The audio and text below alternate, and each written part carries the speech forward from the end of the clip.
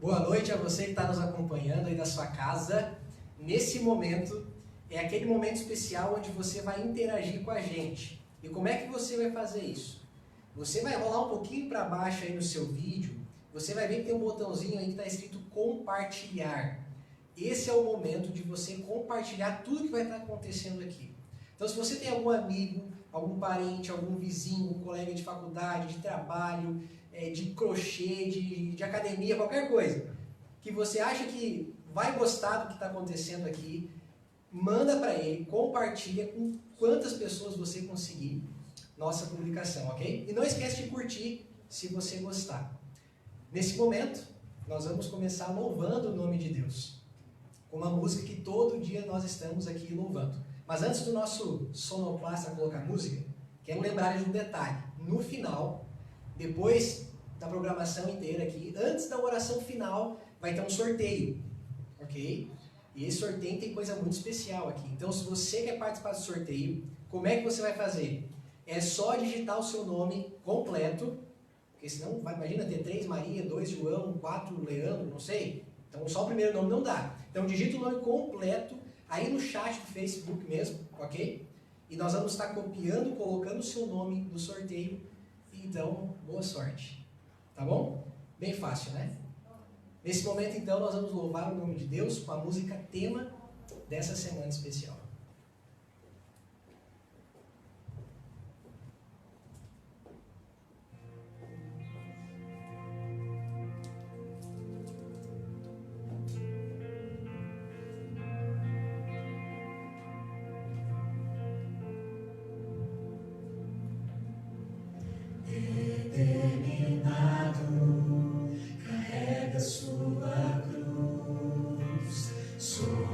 Seus ombros, o preço do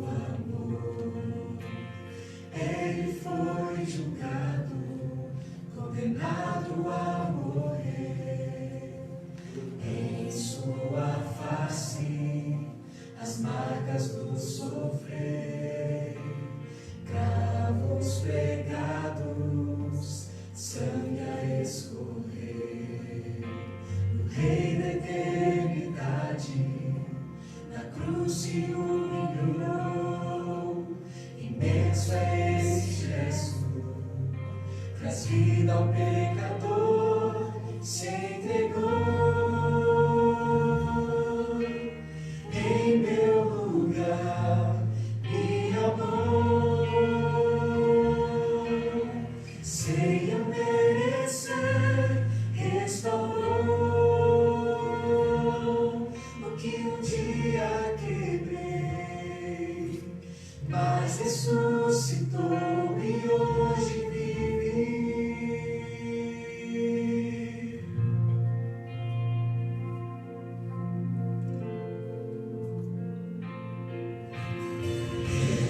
Sou digno de ungir seus pés, mas hoje escolho sua vontade obedecer. Toca em meus olhos, para que eu veja sua luz, e guia no caminho, onde encontro sua cruz, se entregou.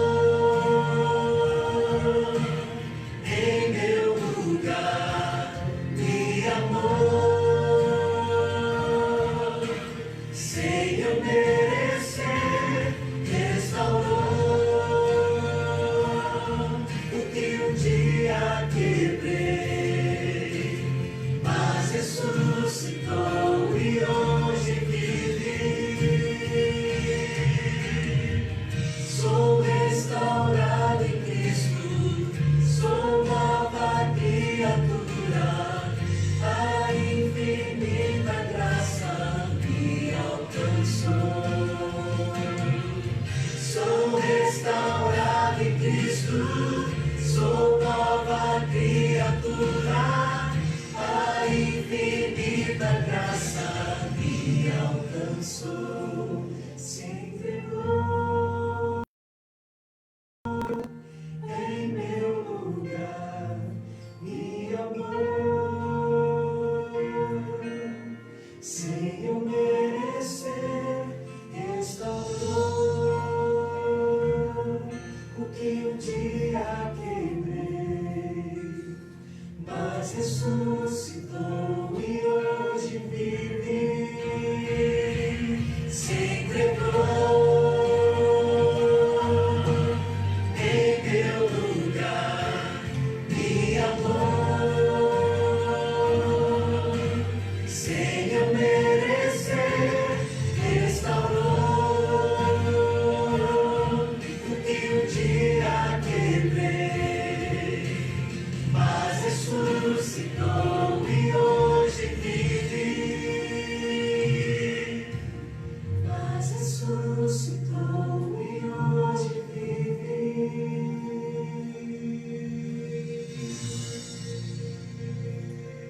Amém. Esse é o Jesus que morreu, viveu e ressuscitou por você. E daqui a pouquinho você vai aprender mais sobre a história desse nosso Deus. Por enquanto, eu convido você a cantar mais uma outra música. Uma música agora um pouquinho mais antiga, talvez você lembre, essa aqui é nova, né, desse ano, mas essa é, eu acho que 2006, se eu não me engano, que é a música Sempre Confiante. Então, se você conhece, cante aí forte da sua casa com a gente. Se você ainda não conhece, é o momento de aprender. Louve com a gente, louve o nome do nosso Deus.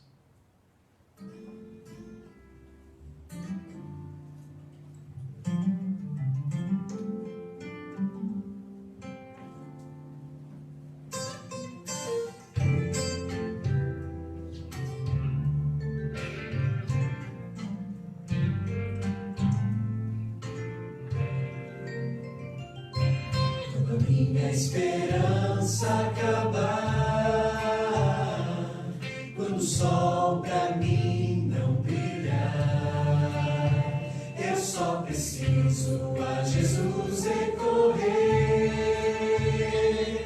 pois dele me vem o poder. Em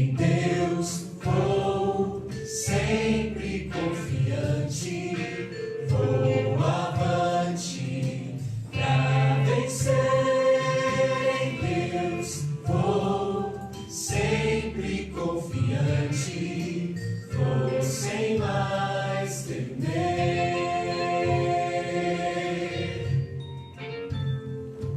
O que vai no futuro eu não sei,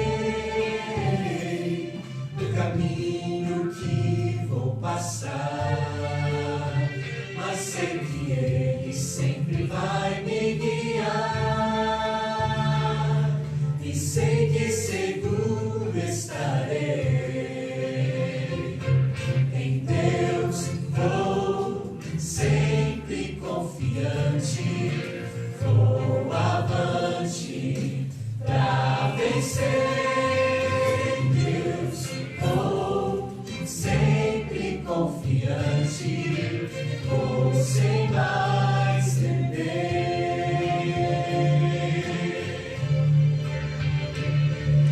Por isso vamos cantar, todos juntos nos alegrar. Pois nosso Deus é poderoso Senhor, e guarda seus filhos com amor. Em Deus vou sempre confiante, vou avante pra vencer. Em Deus vou sempre confiante, vou sem mais temer, vou sem mais temer.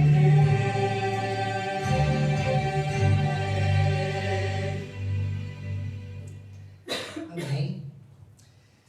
Nesse momento, eu vou convidar você para orar, mas vai ser uma oração de intercessão. O que é uma oração de intercessão? É aquela oração que nós não oramos em favor de nós mesmos, mas nós colocamos nessa oração pessoas que nós amamos ou pessoas que conhecemos, que nós queremos sejam tocadas por Jesus, que queremos que Deus faça um milagre na vida delas. Isso pode ser uma questão emocional, espiritual, física.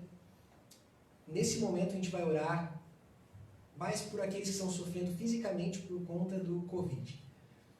Então talvez você conheça, talvez seja próximo a você, se não for próximo, um amigo falou de alguém que esteja passando por essa situação do Covid. Pode ser de forma leve, talvez no hospital internado. Mas no momento que nós estivermos orando agora, nesse momento, eu gostaria que você lembrasse do nome dessa pessoa na sua mente. Como se você estivesse colocando essa pessoa na oração diante de Deus. Pode ser? Então, lembre das pessoas e nesse momento nós vamos orar, intercedendo por essas pessoas. Oremos. Querido e amado Senhor, estamos vivendo numa época, há quase 2 anos, onde todos nós fomos pegos de surpresa. Enquanto parecia que as coisas estavam correndo normal, nossos planejamento da nossa vida, viagens planejadas, talvez a compra de um imóvel planejado, talvez planejando ter um filho, casar, enfim, tantos planejamentos que a gente faz. Quando tudo parecia bem encaminhado, surgiu o Covid e de certa forma atrapalhou muitos dos nossos planos. Hoje nós conhecemos, talvez de perto, ou ouvimos falar de pessoas que estão sofrendo, famílias que estão tendo perdas por causa dessa doença. Então, nesse momento, você está vendo os nomes que passam na nossa mente. E nós queremos colocar esses nomes diante de Ti. Queremos pedir que o Senhor visite esse leito do hospital, que o Senhor visite essa família que possivelmente já teve uma perda, para que o Senhor conforte os corações, para que o Senhor realize o milagre que precisa ser realizado. Entendemos que nem sempre o milagre é a cura física. Às vezes a cura física mostra a necessidade de um milagre espiritual. Às vezes alguma debilidade emocional mostra que precisamos nos aproximar de Ti, que é o nosso Criador. Mas que o Senhor venha e restaura todos os aspectos da nossa vida. Nós colocamos nesse momento essas pessoas em Tuas mãos. Em nome de Jesus. Amém. Nesse momento, então, eu gostaria de chamar aquele que vai compartilhar a mensagem conosco hoje, que é o Luiz. Luiz, seja bem-vindo, que você tem em mãos aí pessoas preciosas, que Deus te use muito.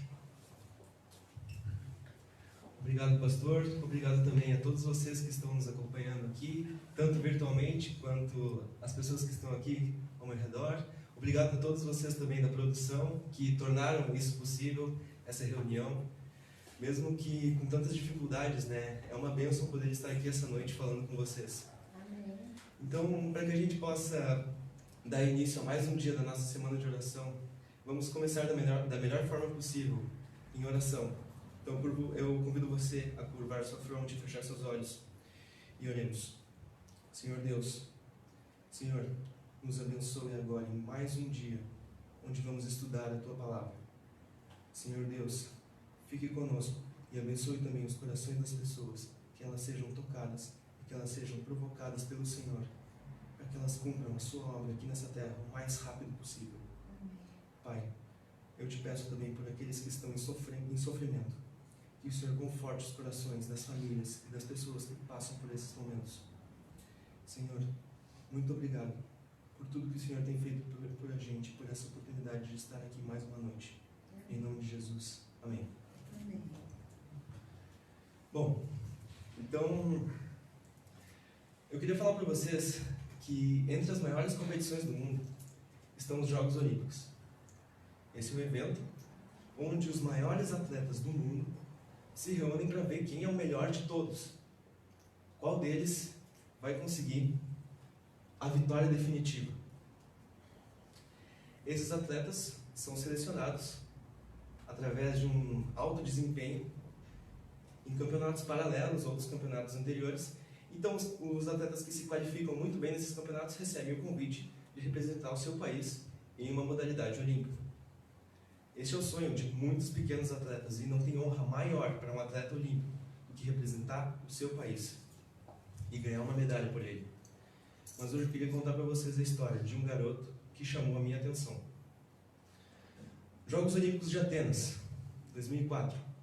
É a estreia de um garoto de 17 anos na modalidade de atletismo.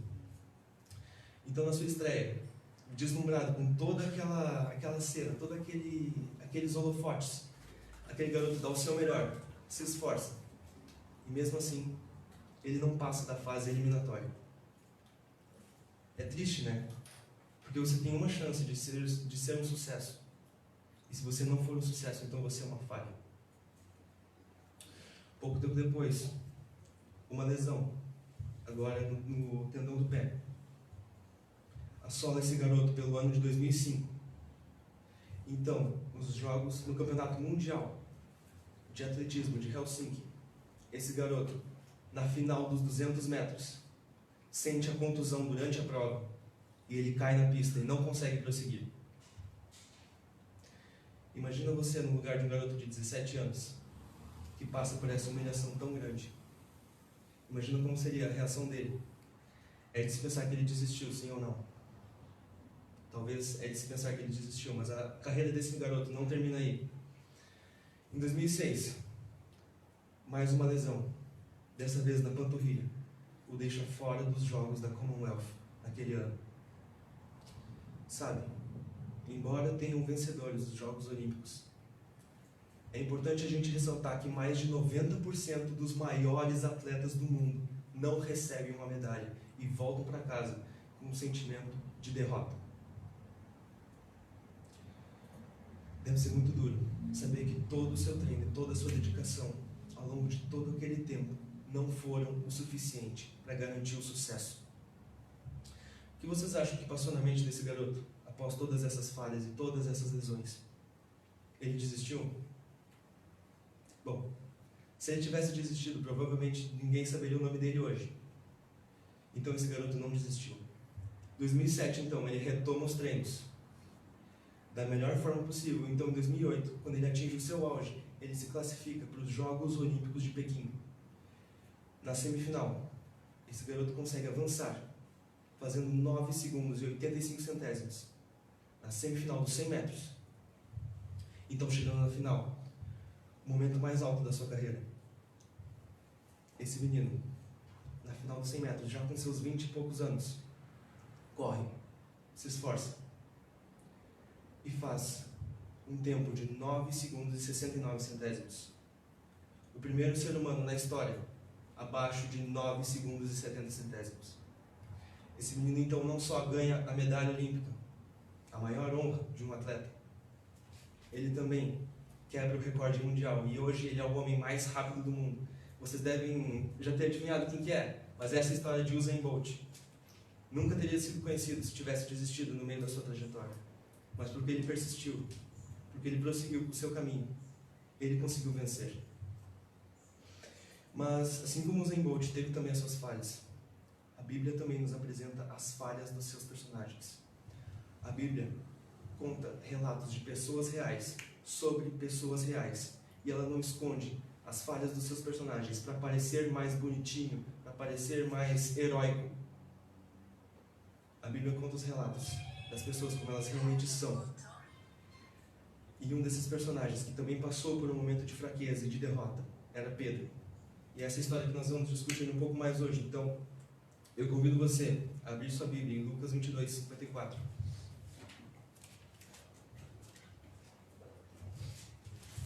Enquanto você abre sua Bíblia, eu queria dar um pouquinho de contexto então a esse verso.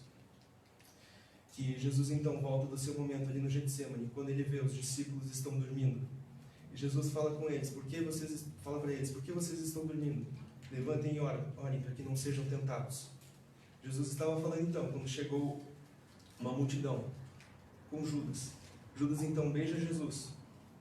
E então os soldados prendem Jesus. Então nós podemos ler ali no versículo 54. Prenderam Jesus e o levaram até a casa do sumo sacerdote. E Pedro seguia de longe. Presta atenção nesse verso, porque depois nós vamos voltar nele. Pedro seguia de longe. Quando acenderam uma fogueira no meio do pátio, Pedro foi e sentou-se com os que estavam em volta do fogo. Uma das empregadas o viu sentado ali perto da fogueira, olhou bem para ele e disse: este homem estava com Jesus. Mas Pedro negou, dizendo: mulher, eu nem conheço esse homem. Pouco tempo depois, outro homem o viu ali e disse: você é um deles. Mas Pedro respondeu: homem, não sou um deles. Então, uma hora depois, outro homem insistiu: você estava com ele, porque você com certeza é Galileu. Mas Pedro disse: homem, eu não sei do que você está falando. E naquele instante, enquanto ele falava, o galo cantou. Então o Senhor virou-se e olhou firme para Pedro, e ele lembrou das palavras que o Senhor tinha dito: hoje, antes que o galo cante, você dirá 3 vezes que não me conhece. E Pedro sai dali e chora amargamente. Bom, primeiramente eu queria apontar como as pessoas reconheceram Pedro ali, né? Com certeza, aquele era um momento, uma noite escura, fria, todos eles sentados ali em volta da fogueira, né? Tinha um fogo, eu deduzo que estava frio, que estava escuro. E mesmo assim, mesmo Pedro evitando chamar o máximo de atenção possível, o pouco que ele falava e a forma como ele agia o entregavam como um seguidor de Jesus. Da mesma forma que também nos entrega nos dias de hoje. O final dessa história nós sabemos. O galo cantou. E Pedro então percebe que ele tinha falhado com Jesus. Stephen Pyle, um grande autor moderno, relata alguns dos maiores fracassos da história em seu livro The Incomplete Book of Failure. O livro leva esse nome, que em tradução literal ficaria o livro incompleto dos fracassos. O livro leva esse nome justamente porque, apesar de falar dos maiores fracassos da história, o livro também fala de pessoas que obtiveram um sucesso após aprenderem a superar os seus fracassos e as suas dificuldades. Para começar bem a lista, nós já temos o exemplo de Albert Einstein. Albert Einstein foi chamado de fracasso em matemática. A sua mãe teve que tirar ele da escola porque o diretor e os professores disseram para ele que ele não era capaz de acompanhar os outros alunos nas matérias. Winston Churchill, provavelmente o primeiro-ministro mais conhecido da história do Reino Unido, também foi chamado de fracasso pelos seus professores. Foi dito ao Walt Disney que ele nunca seria muito na vida. Bom, essa pessoa hoje engoliu as próprias palavras, com toda certeza. Mas até os dias de hoje, a gente tem exemplos e muitos atletas olímpicos falham antes de conseguirem a sua vitória. E muitas vezes essa vitória nem vem. Mas, irmãos, entendam uma coisa: o fracasso pode ser se transformado em sucesso se você se permitir aprender com ele. Thomas Edison, o inventor da lâmpada elétrica e também da bateria de armazenamento, tentou mais de 10.000 vezes produzir a lâmpada e a bateria. No final, quando perguntaram a ele por que ele não falhou, por que ele não desistiu, ele disse: eu nunca falhei, eu nunca errei, eu sei 10.000 maneiras que não funcionam, que não dão certo. As minhas falhas foram usadas apenas como setas para apontar a direção certa, porque eu estava disposto a aprender com meus erros. Irmãos, existem muitas ocasiões em que nós passamos hoje por momentos de provação. E muitas vezes, assim como na história de Pedro, nós falhamos com Deus. Não necessariamente negamos Ele, mas nós falhamos descumprindo a sua lei, descumprindo votos e promessas que nós fizemos com Ele. Mas, irmãos, Deus sabe que falhar é algo natural da nossa essência pecaminosa.